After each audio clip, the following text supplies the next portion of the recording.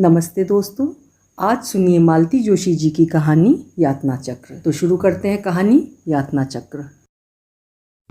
अक्टूबर की वो सुहानी सुबह उन 2 पत्रों ने खराब कर दी थी।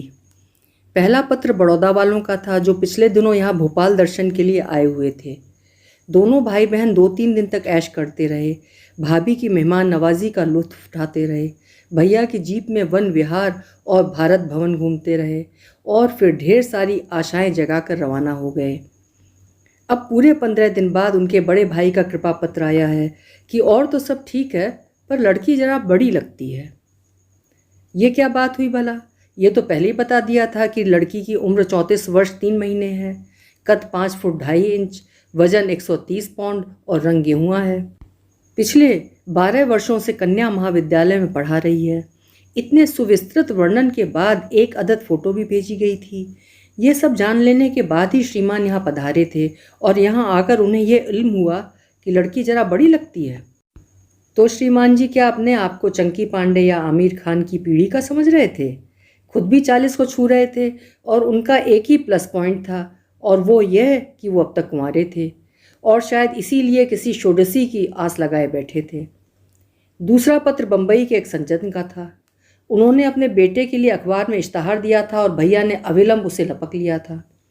उन्होंने लिखा था, आपका प्रस्ताव हमें पसंद आया, हम लोग शीघ्र ही कन्या को देखने आएंगे, पर उससे पहले 1-2 बातों का खुलासा बहुत ज़रूरी है।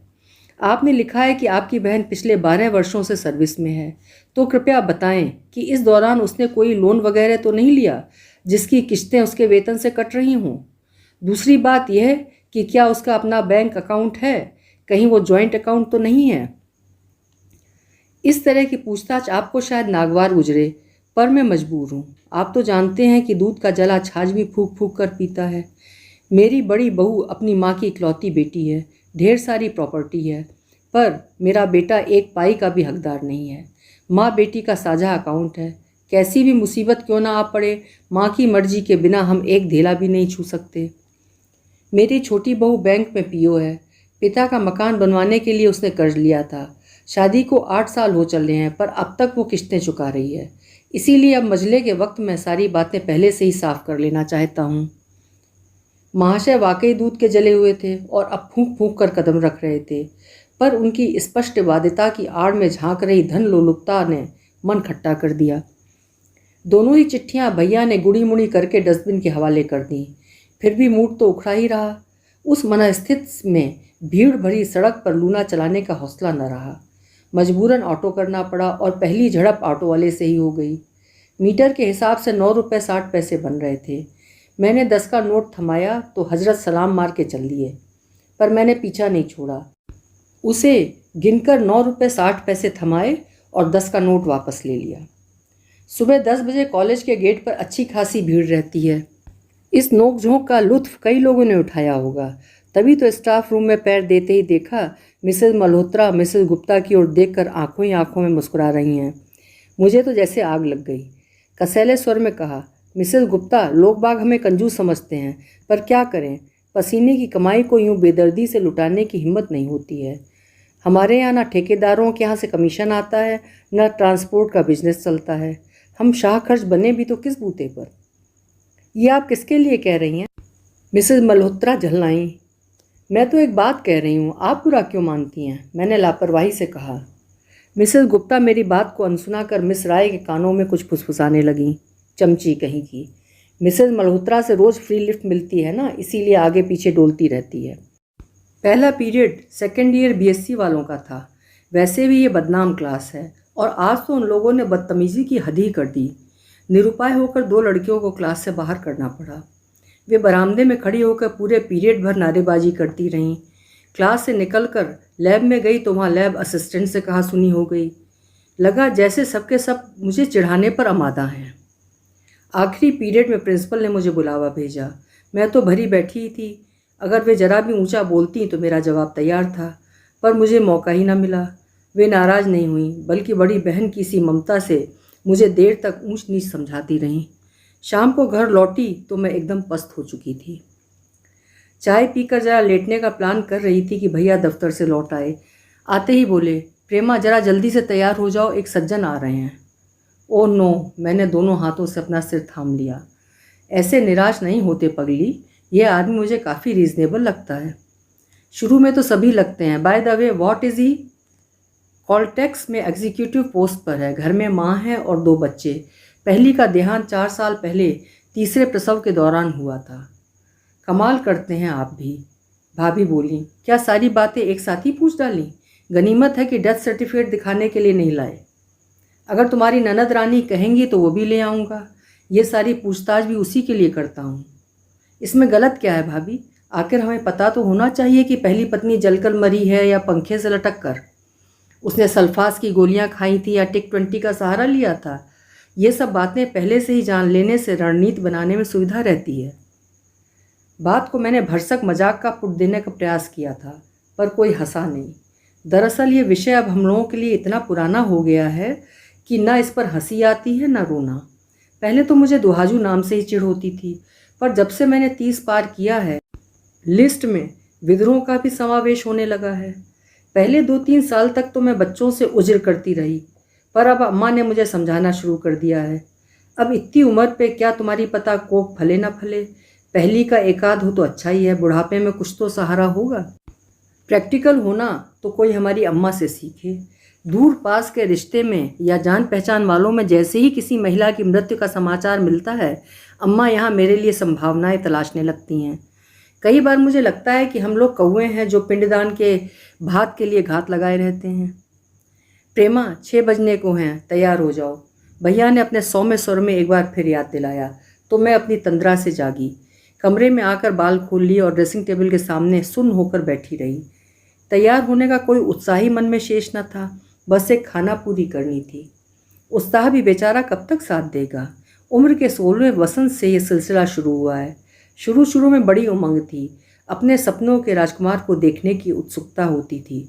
इस तरह का प्रत्येक कार्यक्रम मुझे रोमांचित कर जाता था, पर जब 10-5 नकार झेल लिए तो घबराहट होने लगी। फिर कुछ दिनों बाद ये रूटीन सा बन गया और अब तो विरक्ति सी होने लगी है। पहले निराशा होती थी, फिर मैं अपमानित सा अनुभव करने लगी और अब तो कुछ असर ही नहीं होता, मन जैसे चिकना घड़ा हो गया है। बीच में कुछ दिन ऐसे भी आए जो मेरी सहन शक्ति को कसौटी पर कस गए। मुझसे 4-5 साल छोटी नीलिमा एकाएक बड़ी हो गई और मुझसे सुंदर निकल आई थी। लोग मुझे देखने आते और उसे मांग बैठते। कईयों से तो भैया ने झगड़ा भी कर लिया, पर बाद में अम्मा बाबूजी ने सोचा कि शादी तो हमें इसकी भी आगे पीछे करनी ही है। बड़ी की आशा में इसे कब तक घर में बिठाए रखेंगे। अगर आज इसे अच्छा घर वर मिल रहा है तो इसका लाभ क्यों ना उठाएं। आगे पीछे प्रेमा की भी हो ही जाएगी। नीलम की शादी हुई और मैंने राहत की सांस ली। तब क्या पता था कि घर में एक और प्रतिद्वंदी मौजूद है। मुझे ही क्यों, घर में किसी को भी होश नहीं था कि टुइयां से सुषमा मुझसे हाथ भर ऊंची हो गई है और उसका रंग चंपे सा निखर आया था। हम लोग बेखबर थे तो क्या हुआ, देखने वाले तो चौकस थे। उसके लिए भी एक से एक प्रस्ताव आने लगे। कई लोग तो बिना किसी दान दहेज के उसे ले जाने को तैयार थे। इतने बड़े प्रलोभन को कोई कब तक टालता। नीलिमा के 2 साल बाद सुषमा भी विदा हो गई। उफ, भयानक मानसिक उथल पुथल के दिन थे वे। कई बार तो आत्महत्या करने का मन हो आया। इधर मैं अपने भीतर जूझ रही थी, उधर नातेदार रिश्तेदार अपने व्यंग बाणों से मेरा जीना मुहाल किए दे रहे थे। शुक्र है भगवान का, समय के साथ सब कुछ शांत हो गया। दोनों बहनें अपने घर में रच बस गई हैं, 2-2 बच्चों की माँ बन गई हैं और मेरा प्रदर्शन बदस्तूर जारी है। बुआ, नंदिता अपना रैकेट घुमाते हुए आंधी की तरह कमरे में दाखिल हुई और मुझे तैयार होते देख ठिठक गई। बुआ, कहीं जा रही हो? लूना चाहिए, मेज पर चाबियां रखी हैं, मैंने साड़ी की पटलियां ठीक करते हुए कहा। उसने चाबी तो उठा ली पर गई नहीं, मेरी ओर देखती हुई वैसी ही खड़ी रही। उसका यूं अपलक मुझे देखना मुझे नर्वस करने लगा। बुआ, पैसे चाहिए? अलमारी में पर्स रखा है। बुआ, आज क्या फिर कोई आ रहा है? मैंने उसकी ओर एक कठोर दृष्टिक्षेप किया, पर वो मेरी छात्रा नहीं थी जो सहम जाती। सीधे मेरी आंखों में आंखें डालकर बोली, बुआ बोर नहीं होती? It is so disgusting, so insulting. लगा जैसे उसने मेरे मुंह पर तमाचा जड़ दिया हो। मैं तिलमिला कर बोली, जाकर अपने बाप से सब बात क्यों नहीं कहती? वही तो रोज़ एक नमूना ढूंढ कर ले आते हैं। फिर भी तो लोग कहने से नहीं चूकते कि बहन की कमाई पर ऐश कर रहे हैं। उसने भी ताव खाकर कहा। दादाजी क्या चले गए, पापा की तो सब तरफ से मुसीबत हो गई। और वो दंदनाती हुई कमरे से बाहर हो गई। मैं हतबुद्धि होकर उसे जाते हुए देखती रही। क्या ये वही नंदिता है जिसे मैं कंधे पर डालकर रात रात भर छत पर घूमा करती थी? क्या ये वही नंदी है जो मेरी गोद में बैठकर कहानियाँ सुना करती थी? आज तो वह पहचानी नहीं जा रही। कॉलेज ज्वाइन किए 6 महीने भी नहीं हुए हैं और इसका बचपन भाग खड़ा हुआ। अब ये पहले से कितनी स्मार्ट, कितनी सुडौल और कितनी कमनीय लग रही है। मेरा जी धक से रह गया। क्या मेरे साथ अब यह भी रेस में शामिल होगी? क्या नीलिमा और सुषमा की तरह यह भी मुझे पीछे छोड़ देगी? इस बित्ते भर की लड़की ने किस दिलेरी से पूछा था, बुआ आप बोर नहीं होती? कभी नीलम ने भी यही प्रश्न किया था, दीदी रोज रोज के इस प्रदर्शन से तुम्हें ऊब नहीं होती? प्रदर्शनी तो मेरी लगती रही, पर इनाम वे लोग ले गईं। अब शायद नंदिता की बारी है। इस अंधी दौड़ का कहीं अंत तो होगा ही। कभी तो मुझे इसका समापन करना पड़ेगा। फिर आज ही क्यों नहीं? घंटी बजी और भैया लपक कर दरवाजे पर पहुंचे। अरे ये क्या, सतीश जी नहीं आए? भैया के स्वर में निराशा साफ झलक रही थी। नहीं आया, एक दबंग नारी स्वर उभरा। बोला, आप ही दोनों देखाओ, मैं जाकर क्या करूँगा। भीतर ही भीतर भक से जल उठी मैं। तो श्रीमान जी मुझे देखना भी नहीं चाहते? सोचा होगा ज़रूरत भी क्या है, कुंवारी लड़की है, 2200 रुपया महीना कमा रही है, दोनों बच्चों के बाप को इससे ज़्यादा क्या चाहिए। लेकिन यह तो कोई बात नहीं हुई। लोग 4 पैसे की चीज़ भी खरीदते हैं तो देख परख कर लेते हैं। ये महाशय तो बीवी घर में ला रहे हैं। आज तक मुझे 20 लोग देख गए हैं। चाय नाश्ता गटक कर जाते हैं और फिर कोई मीन मेट निकाल कर टका सा जवाब दे देते हैं। इतनी कोफ्त होती है, लेकिन फिर भी मैंने अपने आप को कभी इतना अपमानित अनुभव नहीं किया। पर यह तो सरासर उपेक्षा थी, अवमानना थी। अम्मा को बाहर भेजकर भैया भीतर आ गए थे। भाभी से बोले, प्रेमा तैयार हो जाए तो बाहर ले आना, मैं छत पर बैठा हूँ। वे लोग जाने लगे तो आवाज़ दे देना। रिक्शा तांगा जो कहेंगी ला दूंगा। भैया के ऊपर जाते ही मैंने रसोई का रुख किया। बस 2 मिनट, अभी चलते हैं, भाभी ने कहा। क्या बना रही हो? मैंने देसी घी की महक को नथनों में भरते हुए पूछा। हलवा। ओफो, भाभी कितनी बार कहा है कि चाय बिस्कुट पर निपटा दिया करो, पर तुम तो पूरा सरंजाम कर देती हो। आज तो सचमुच यही नियत हो रही थी। मैंने नकुल से समोसे भी मंगवा लिए थे, पर सोचा बड़ी बुढ़ियाँ हैं, अच्छा नहीं लगेगा। भाभी, मेरे लिए अब तक कितने मन चीनी गला चुकी हो। बस एक बार तुम्हारी शादी हो जाए, सब वसूल हो जाएगा। यही तो रोना है। खैर एक बात तय है भाभी कि आज का ये आखिरी शो है, इसके बाद ये तमाशा बंद। एकदम क्या हो गया? कुछ नहीं। और दूसरी बात यह है कि मेरे बाहर जाते ही अम्मा को भीतर बुला लेना। 2 मिनट रुको तो। मुझे हॉल का रास्ता मालूम है भाभी, तुम परेशान मत हो, मैंने कहा और धड़धड़ाती हुई बाहर आ गई। महिला मंडल एकदम चौंक गया। अम्मा तो ऐसी सकपकाई कि बड़ी देर तक उनके मुंह से बोली नहीं फूटा।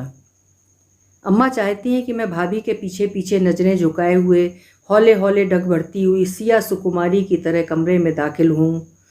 कभी उनका यह भी आग्रह हुआ करता था कि कमरे में आते ही मैं अपने भाभी ससुराल वालों की चरण वंदना करूँ, लेकिन हर अरे गहरे के पैर पड़ना मैंने बरसों पहले छोड़ दिया है।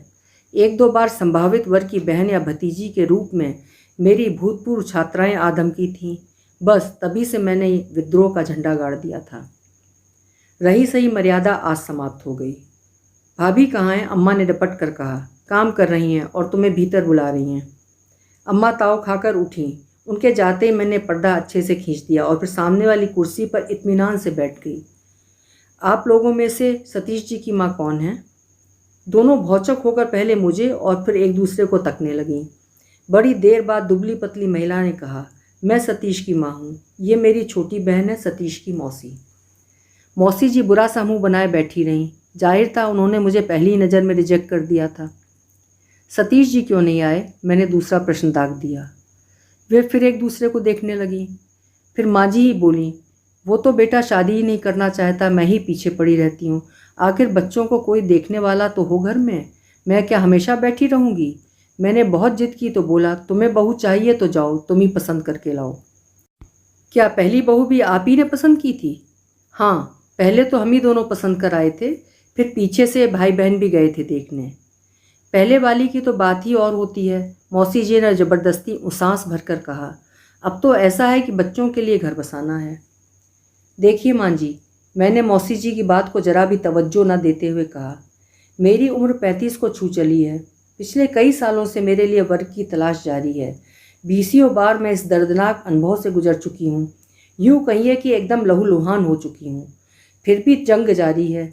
मैंने अभी हौसला नहीं खोया है, पर ज़िंदगी की ये लड़ाई मैं अपनी शर्तों पर लड़ती हूँ। पहली और सबसे बड़ी शर्त यह है कि मैं उस आदमी को ज़रूर देखना चाहूँगी जिसके साथ मुझे ज़िंदगी गुजारनी है। सतीश जी की ये दूसरी शादी हो सकती है, पर मेरी तो पहली ही है। मैं ही क्यों, कोई भी लड़की अपने होने वाले पति को एक बार देखना चाहेगी। इतना सम्मान तो उसे आपको देना ही पड़ेगा। बल्कि मैं तो उन बच्चों को भी देखना चाहूँगी जिन्हें पालने की मुझसे अपेक्षा की जाएगी। आश्चर्य जैसे उन चेहरों पर पुत गया था। मैं और भी कुछ कहना चाहती थी, पर उसी समय नाश्ते की प्लेटों के साथ भाभी ने कमरे में प्रवेश किया। उनके पीछे अम्मा भी थी।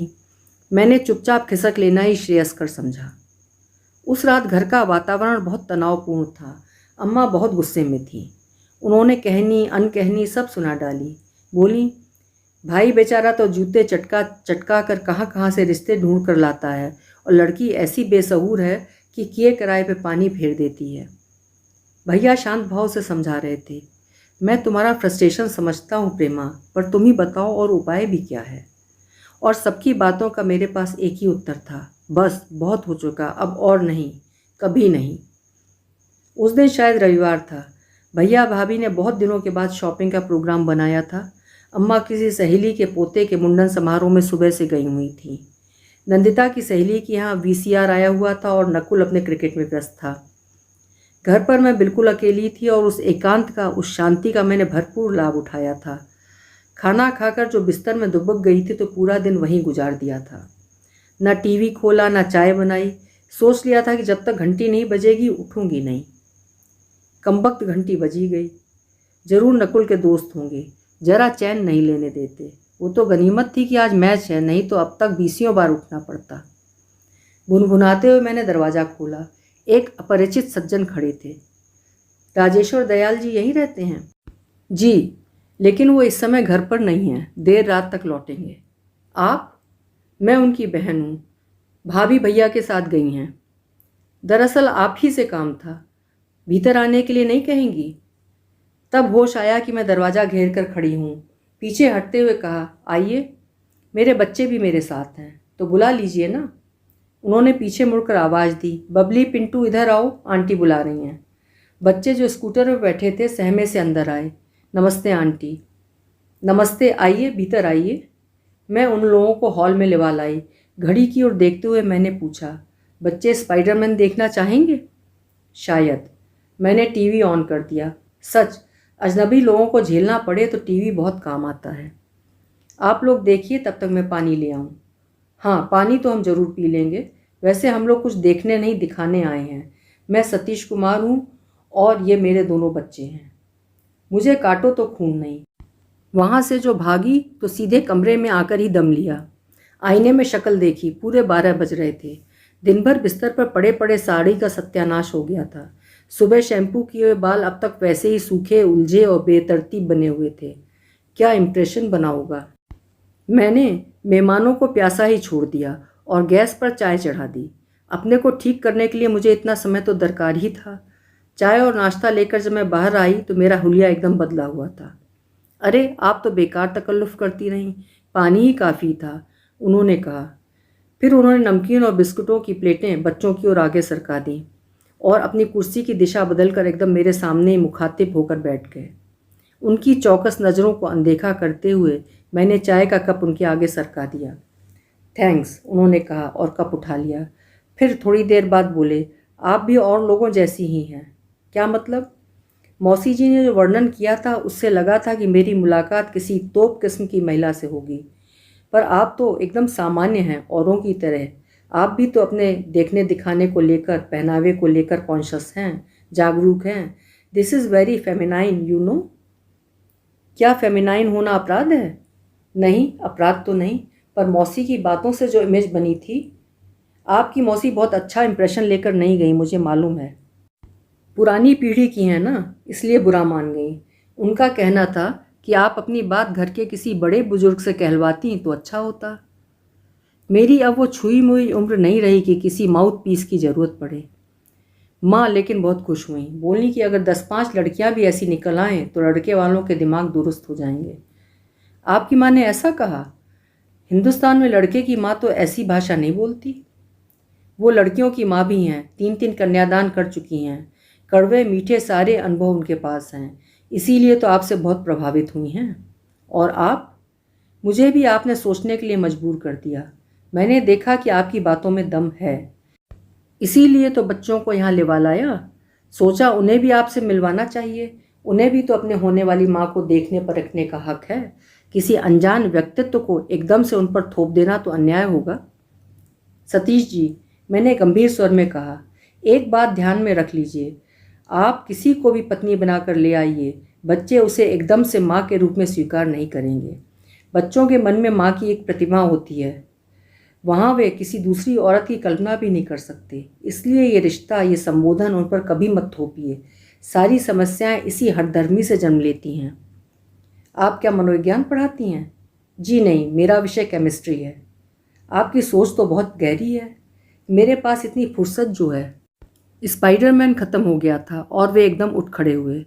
चलो बच्चों, पहले आंटी की नींद खराब की, अब क्या पिक्चर भी खराब करोगे? मैं सिर्फ मुस्कुरा दी। बच्चे शरीफ थे, पिता की एक ही आवाज़ पर उठाए, नमस्ते आंटी। मैंने दोनों को प्यार से थपथपा दिया। बच्चे प्यारे थे जैसे कि होते हैं, और उनकी दादी ने उन्हें खूब सजा कर भेजा था।